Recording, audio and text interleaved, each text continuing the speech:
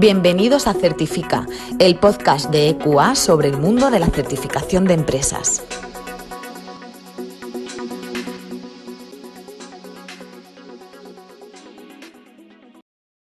Buenos días y bienvenidos a Certifica, el podcast de EQA. Hoy vamos a hablar sobre la biodiversidad como objetivo ambiental de la Unión Europea y su implicación en la operación de las compañías. Para ello, hoy nos acompaña Patricia Sánchez, técnico de finanzas sostenibles en EQA España. Buenos días, Patricia, ¿qué tal estás? Hola, buenos días, Marta. Encantada. Pues para empezar a charlar hoy, cuéntanos qué es la biodiversidad y por qué puede afectar a la operación de una compañía. Bueno, pues la biodiversidad no es más que un indicador que nos habla del número de especies diferentes que podemos encontrar por kilómetro cuadrado. En estas especies estamos incluyendo fauna, vegetación, entomofauna o la fauna de los insectos y también microorganismos como bacterias. Están presentes en los ecosistemas de tierra y en los ecosistemas de agua dulce y los océanos. Entonces, bueno, pues ¿qué puede estar afectando la operación de una compañía? Pues como nos ha indicado el World Economic Forum's RICS Report ya en 2020, la pérdida de biodiversidad y el colapso de los ecosistemas están identificados como uno de los 5 principales riesgos por probabilidad y por impacto para los próximos 10 años. Bueno, ¿qué pasa con la pérdida de la biodiversidad? Pues que es un riesgo que lo llaman Fat Tail Risk. Esto significa que podemos no ver proporcionalmente este riesgo escalado en las operaciones económicas, pero cuando se desencadena puede tener implicaciones muy superiores a la media. Entonces, como parte de de los integrantes de los ecosistemas que somos los seres humanos, estamos sujetos al aumento de riesgo de ataques de patógenos y enfermedades zoonóticas, como hemos visto el SARS-CoV-19. Ambos son efectos directos de la pérdida de biodiversidad y la explicación es muy sencilla. La disminución del número de escalones o pasos evolutivos entre los patógenos de un animal y el propio ser humano se acortan proporcionalmente a la reducción del número de especies diferentes disponibles en un ecosistema. Del lado de los beneficios, proteger la biodiversidad pues nos va a asegurar el abastecimiento alimentario y farmacológico de la población mundial. Es decir, no nos olvidemos que una gran parte de los recursos farmacológicos están en las plantas y también en los microorganismos, para los cuales la biodiversidad y que los ecosistemas se mantengan en equilibrio es fundamental. Del lado de los beneficios indirectos, que podríamos llamar, tenemos relacionados con con el propio cambio climático. Es decir, por poner ejemplos, la mejora de la calidad del agua que llega a los acuíferos está relacionada con el poder filtrante que tiene la biodiversidad presente en los suelos.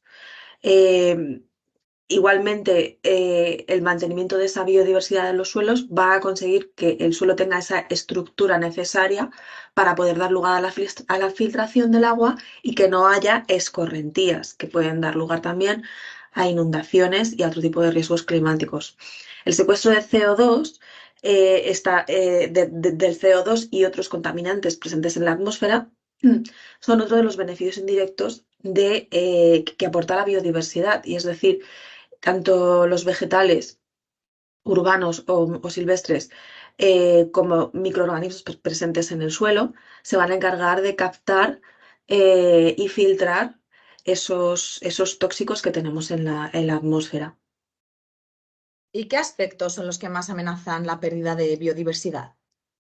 Pues según la Plataforma Intergubernamental sobre la Biodiversidad y Servicios de los Ecosistemas, es un organismo global, mundial, ha identificado 5 principales impulsores de la pérdida de biodiversidad en su último informe. Y estos serían, en primer lugar, el cambio de uso de tierra y mar, es decir, si le robamos a los animales la posibilidad física de ocupar un espacio, este es el principal riesgo. La sobreexplotación directa de las especies, el propio cambio climático en sí, todas las consecuencias que tiene, no solamente para la vida de los seres humanos que ya lo experimentamos, sino también esto tiene un impacto en la calidad de vida de la biodiversidad y de la fauna, hasta el punto que puede llegar a su muerte. La contaminación, es decir, que no puedan disponer de oxígeno, de aire, de alimento, agua en condiciones mínimas, pues también está amenazando gravemente a la biodiversidad. Y por último, en quinto lugar, propagación de especies invasoras. Tanto la vegetación como los ejemplares animales que traemos a países como España, motivados por la belleza, muchas veces cuando yo he trabajado con paisajistas, bueno, pues están motivados por la belleza de unas ciertas especies vegetales para los jardines, pero claro, el riesgo es muy alto porque la planta que plantamos que no es de nuestro ecosistema le estamos privando a la fauna de poder alimentarse de esas pocas plantas que instalamos en el medio urbano. Si encima que son pocas esas plantas, las que ponemos no pueden dar alimento, no pueden dar soporte a los polinizadores y a las aves urbanas, pues todavía estamos reduciendo más sus posibilidades. ¿Y por qué entonces las empresas cuidan tan poco los impactos que producen en la biodiversidad?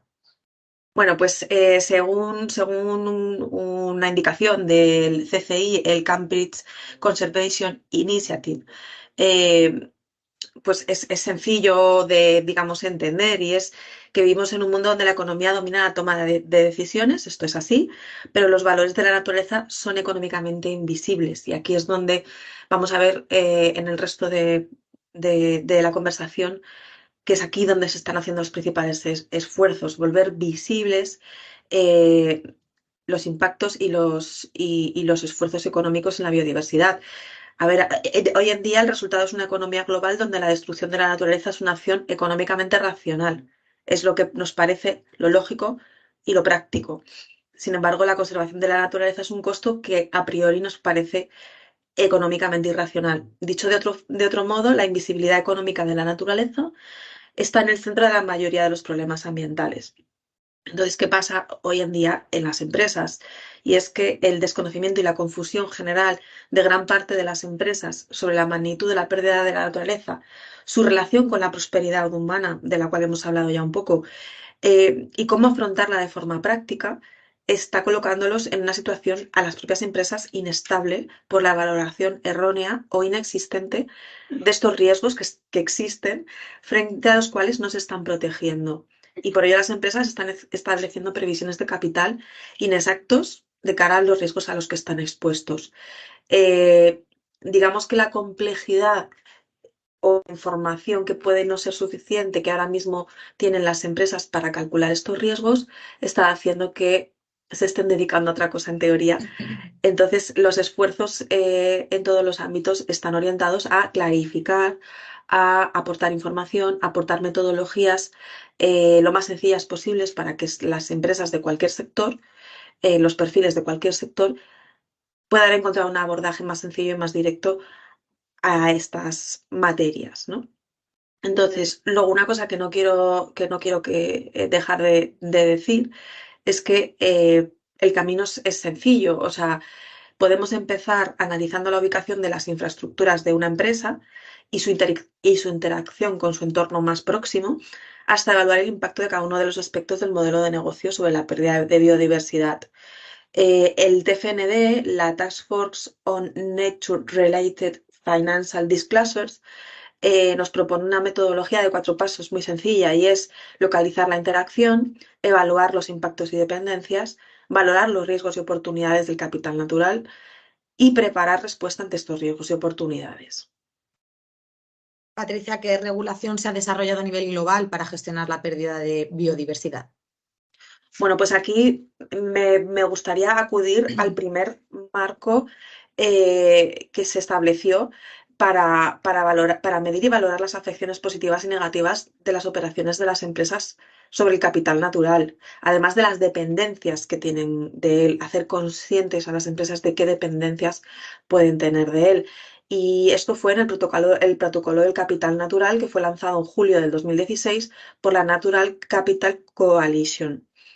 Entonces, a través del desarrollo y lanzamiento de este protocolo, se hizo evidente que la complejidad de la biodiversidad requería más orientación eh, para garantizar la medición y la obtención de beneficios que obtenemos de ella. Entonces, también para ayudar y cubrir los gaps que todavía existen, el CCI, el Cambridge Conservation Initiative, ha liderado un proyecto de coalición de capitales para cubrir lagunas y establecer orientaciones. El protocolo abarca cuatro etapas: el marco, el alcance, medir y valorar y aplicar. Es decir, responder a las preguntas ¿por qué, cómo y qué sigue? ¿Y qué papel juega la Unión Europea en todo ello? Bueno, pues la Unión Europea y sus Estados miembros tienen un papel muy activo en todo lo que supone la mitigación del cambio climático, y no podría ser menos en el aspecto de la biodiversidad. De hecho, somos o son la Unión Económica y sus Estados miembros el mayor donante de ayuda internacional para la biodiversidad, y han hecho una fuerte contribución a los objetivos de movilización de recursos globales acordados por las partes del CBD.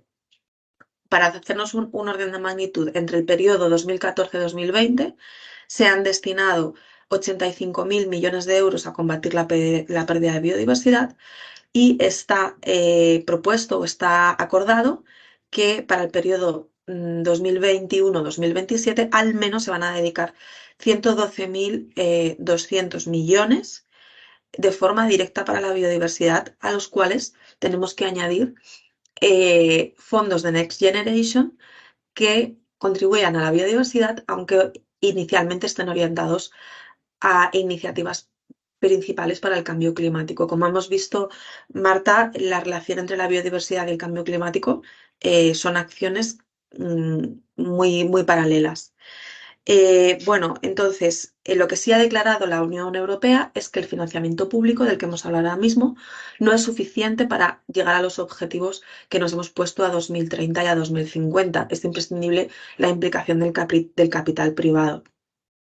Entonces, lo que sí tenemos que tener presente es que se están haciendo esfuerzos para mejorar el seguimiento y la notificación de los flujos financieros en apoyo a la biodiversidad. Es decir, la Unión Económica, además de contribuir directamente, está haciendo un papel regulador y de seguimiento a estos flujos de capital privado, para asegurar que están al menos libres de contribuir negativamente a la conservación de la biodiversidad, y, por supuesto, premiando los que sí están contribuyendo positivamente a la biodiversidad.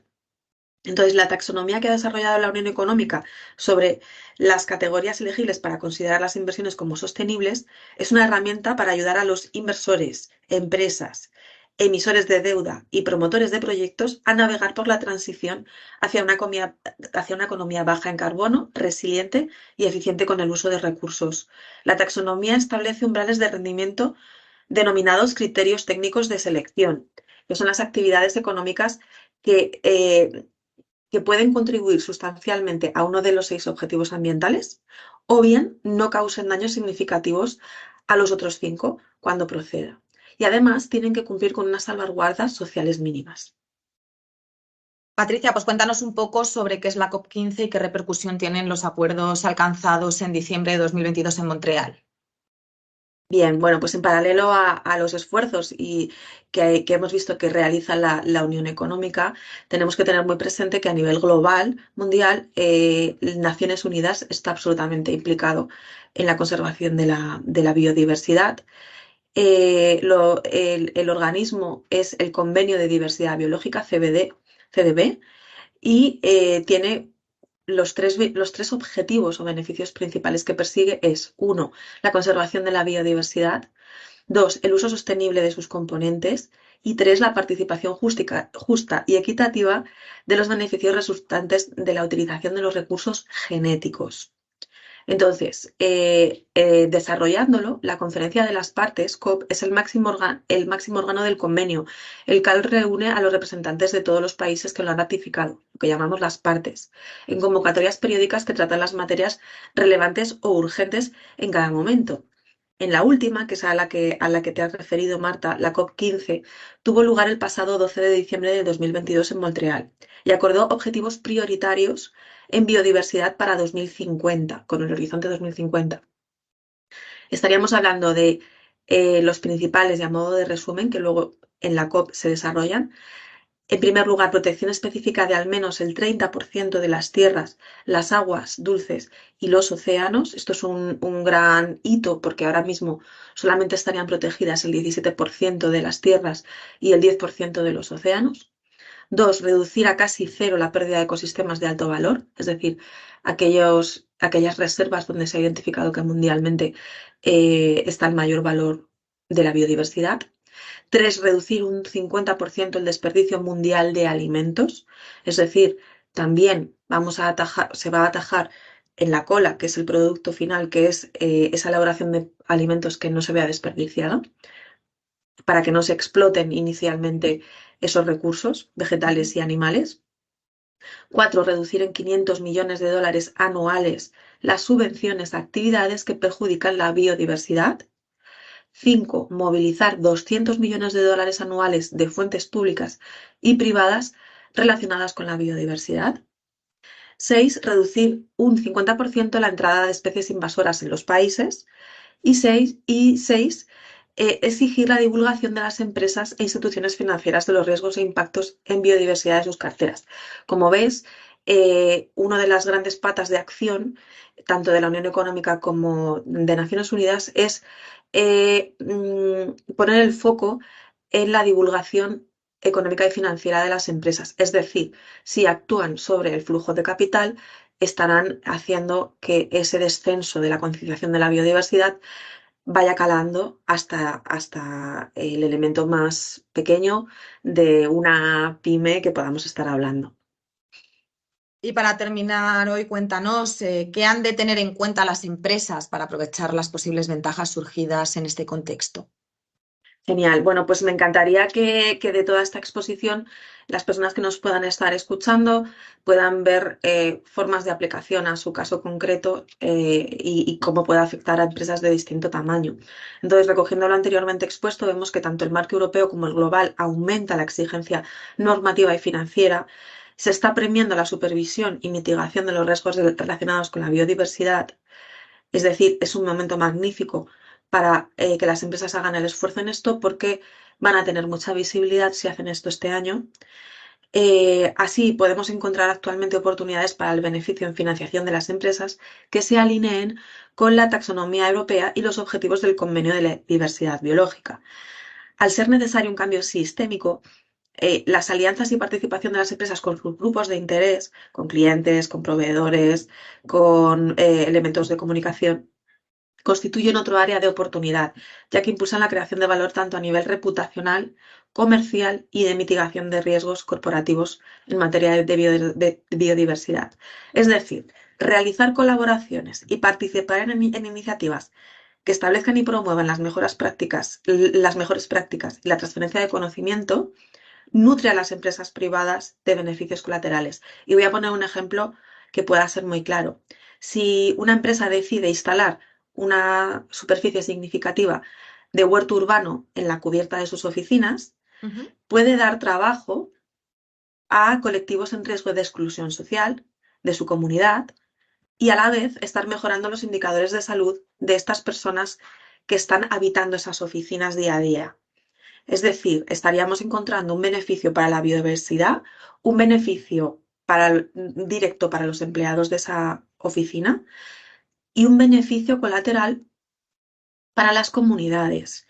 ¿Qué pasa? Pues que hasta qué punto le va a costar a la empresa, ¿no? O sea, la empresa tiene que tener en cuenta que hay una serie de acciones que van a tener que costear ellos, pero gracias a las asociaciones con grupos de interés, van a estar dando cabida, van a estar prestando sus espacios, de forma que no les va a costar directamente ese dinero y van a estar beneficiando a las comunidades de su entorno. Y bueno, por recoger un poco, también decir que estamos ante un horizonte en que las empresas se verán sujetas.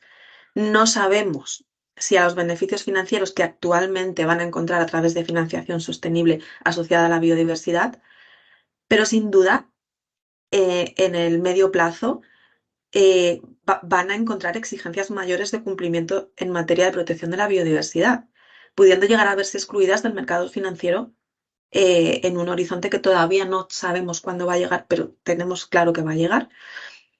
Y estas empresas tendrán que pasar necesariamente por alinearse con el cumplimiento de objetivos de protección de la biodiversidad globalmente acordados que hemos comentado hasta ahora, Marta. Pues muchas gracias, Patricia, por participar en Certifica, el podcast de EQA. Un placer. Recordamos desde aquí que en equa.es está disponible la programación de todos los webinars gratuitos que impartimos de forma periódica y que también en equa.es están disponibles todos nuestros podcasts. Un saludo, hasta la próxima. Hasta la próxima.